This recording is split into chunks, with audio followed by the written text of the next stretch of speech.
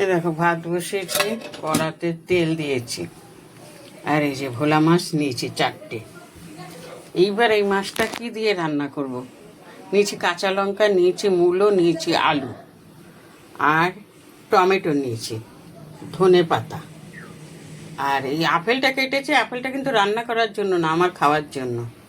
আর মূলো শাক, মূলো শাকটা আজকে অন্যরকমভাবে ভাজবো।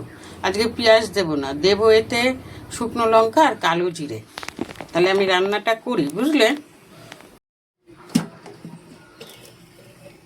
এই দেখো ভাত হয়ে গেছে, এই যে ভাত করেছি, আর করেছি মূলো দিয়ে, আলু দিয়ে, ধনে পাতা, টমেটো দিয়ে ভোলা মাছ, আর করেছি শাক ভাজা। আজকে এই রান্নাই করেছি গো। দেখো শাকটা কি সুন্দর, এই শাকটা কিন্তু মূলো শাক। আর এই যে মাছের তরকারিটা, ঠিক আছে। ভাতটাকে খুলে রেখে দিয়ে, মাথাটা না যেন খারাপ হয়ে গেছে।